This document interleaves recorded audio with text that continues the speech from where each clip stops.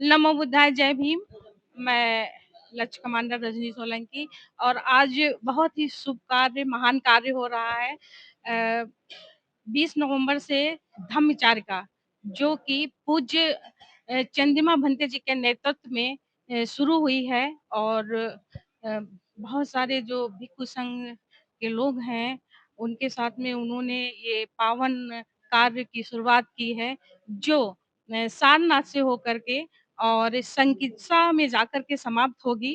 तो मैं यहाँ पूज्य भंते जी से ये पूछना चाहती हूँ कि इस धम्मचारिका का क्या उद्देश्य है, जो आपने इस पद यात्रा की शुरुआत की है?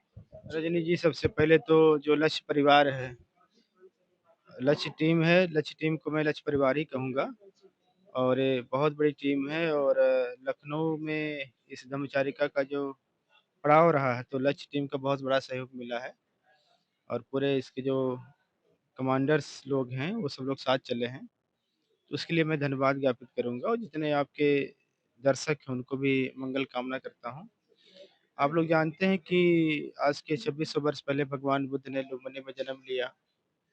बुद्ध गया में उन्होंने प्रथम ज्ञान प्राप्त किया, सारनाथ में उन्होंने प्रथम उपदेश किया।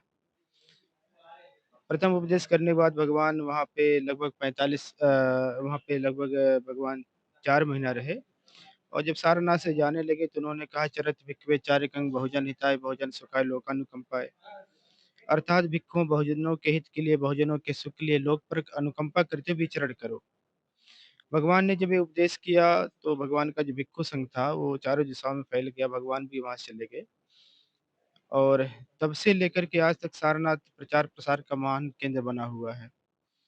दुनिया में सारनाथ से बुद्ध की शिक्षाएँ गई हैं। तो समय-समय पर वहाँ पे धर्म के कार्य होते रहे हैं। इधर हम लोगों ने जो है भगवान बुद्ध के उसी आदेश से प्रेरित होकर के चारिकाएँ प्रारंभ करी है और ये चौथी चारिका है। इसके पहले हम लोग विभिन्न धार्मिक स्थलों पे जा चुके हैं और उद्देश्य बहुजन हिताय बहुजन सुखाय का ही है और उसी काम को हम लोग करते हुए जा रहे हैं।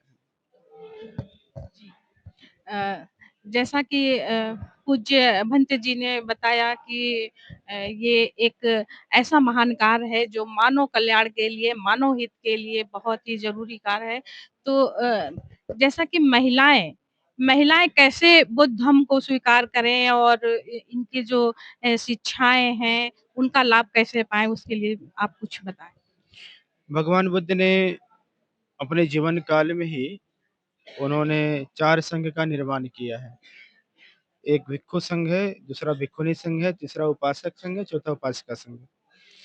जो महिलाएँ गृहस्थ जीवन में नहीं रहना चाह रही थी और वो गृहस्थ जीवन से बाहर आकर के समाज के लिए काम करना चाह रही थी, तो उन्होंने वो भिक्षुणी बनी और भिक्षुणी बनने के बाद उनका कंट्रीब्यूशन बहुत बड़ा है। उन्होंने सदम प्रचार-प्रसार के लिए, सदम सेवा के लिए और आध्यात्मिक उपलब्धियों को प्राप्त करने के लिए बहुत हज़ारों भिक्षुणियों का जो इतिहास हम लोग पढ़ते हैं, तो बहुत प्रेरणा स्रोत है। जो लोग गृह त्याग नहीं कर सके, गृहस्थ जीवन में रहीं, भगवान ने उनके सशक्तिकरण के लिए उपासिका संघ बनाया था।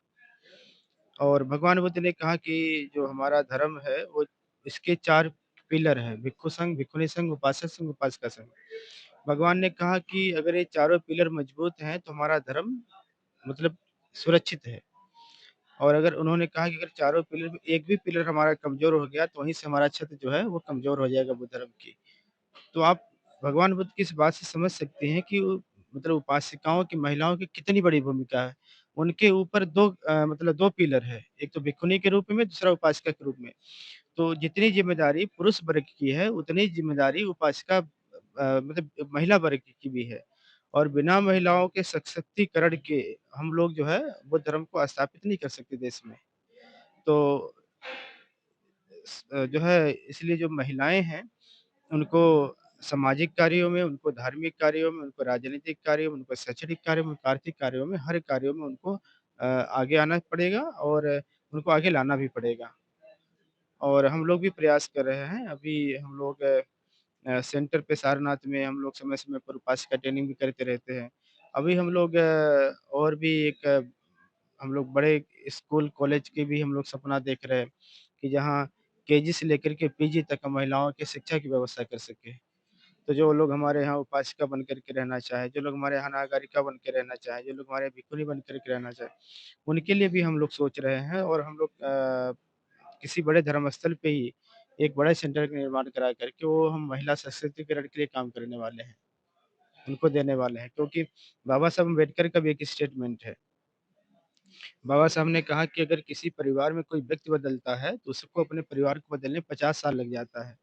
और बाबा साहब ने कहा कि बहुत सारे लोग 50 साल में सफल नहीं हुए बदलने में। लेकिन बाबा साहब ने ये भी कहा कि अगर किसी परिवार में महिला बदल जाती है, तो उनको अपने परिवार को बदलने में 5 साल लगता है। तो 50 साल इंतज़ार करना बहुत मतलब समय लगता है। तो बेहतर है कि 5 साल वाले लोगों पे ज़्यादा काम किया जाए। अगर 5 साल के प्रोजेक्ट पे हम लोग काम किए तो बहुत जल्दी से बाबा साहब का सपना साकार होगा। इसलिए आप लोगों की भूमिका बहुत बड़ी है और आप लोग अपने स्तर से जो कर रहे हो बड़ा काम कर रहे हैं और हमारी हम लोगों की कहीं मदद मिलेगी तो हम लोग भी जो है लगेगी तो हम लोग भी मतलब काम करेंगे आप लोगों के लिए। जी, बस का जी। तो बहुत-बहुत साधुवाद पूज्य भंते जी को, बहुत-बहुत वंदामी भंते जी को और भंते जी के द्वारा बहुत ही महान कार्य किया जा रहा है और जहाँ-जहाँ, जिस-जिस रास्ते से गुज़र रहे हैं, भिक्षु संघ गुज़र रहा है, वहाँ पे रुक के वो बुद्ध की वाणी, बुद्ध का संदेश पहुँचा रहे हैं और जिससे कि हमारे बहुजन समाज की महिलाएँ भी लाभ उठा पाएँगी और अपने आप को बदल पाएँगी और हमारे जो बहुजन समाज के जो लोग हैं, वहाँ तक बुद्ध की शिक्षाएँ पहुँच पाएँगी क्योंकि जगह-जगह पे जा-जा के, रुक-रुक के बुद्ध का संदेश पूज्य भंते चंद्रमा जी ने ये बीड़ा उठा रखा है कि हम बुद्ध का संदेश देश के कोने-कोने तक पहुँचाएँगे और इसी के लिए वो संकल्प लिए हैं। इसी के साथ सभी साथियों को जय भीम, नमो बुद्धाय। भंते जी को पुनः वंदामि बहुत-बहुत साधुवाद। सा सा